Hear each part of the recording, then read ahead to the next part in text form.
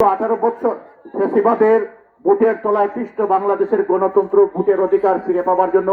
জুলাই আগস্টে যারা বিপ্লবের মাধ্যমে আন্দোলনের মাধ্যমে রক্তক্ষয়ী লড়াইয়ের মাধ্যমে যে সমস্ত আমাদের দলের নেতাকর্মী ছাত্রছাত্রী ভাই বোনেরা আবাল বৃদ্ধ জনতা যারা শাহাদাত বরণ করেছেন, যাদের রক্তের বিনিময়ে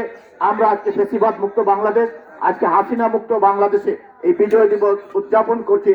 আমরা সেই সমস্ত বীর যোদ্ধাদেরকে শ্রদ্ধার সাথে স্মরণ করছি। শেষ করব একটি কথা বলে, আজকে দেশ স্বাধীনের পর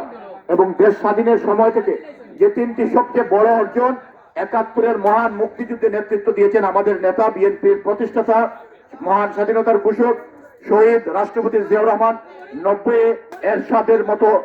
স্বৈরাচারকে উৎখাতে নেতৃত্ব দিয়েছিলেন আমাদের নেত্রী, BNP chairperson, mother of democracy দেশনেত্রী বেগম খালেদা জিয়া। আর 24 সালের জুলাই আগস্টের বিপ্লবে নেতৃত্ব দিয়েছেন বিএনপির ভারপ্রাপ্ত চেয়ারম্যান, আমাদের অহংকার জনাব তারেক রহমান। সুতরাং বেগম খালেদা জিয়া শহীদ জিয়ার একজন কর্মী হিসাবে, বেগম খালেদা জিয়ার একজন কর্মী হিসাবে, তারেক রহমানের কর্মী হিসাবে আমরা গর্ব করতে পারি যে দেশের মুক্তিযুদ্ধ,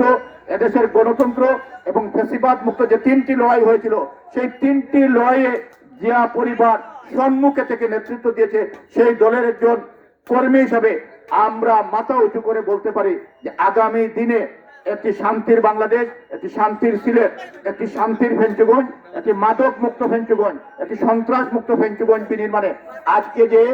টুর্নামেন্টের আয়োজন করা হয়েছে, ব্যাডমিন্টন টুর্নামেন্টের আয়োজন করা হয়েছে, এই টুর্নামেন্ট থেকে আমরা বিশ্বাস করি আগামী দিনে জাতীয় দলে খেলবে এমন খেলোয়াড়রা বেরিয়ে আসবে, জাতীয় দলে চ্যাম্পিয়ন হয়ে আমাদের ফেঞ্চুগঞ্জের মুখ, সিলেটের মুখ উজ্জ্বল করবে, আমরা সেই প্রত্যাশা ব্যক্ত করি। এবং আমরা বিশ্বাস করি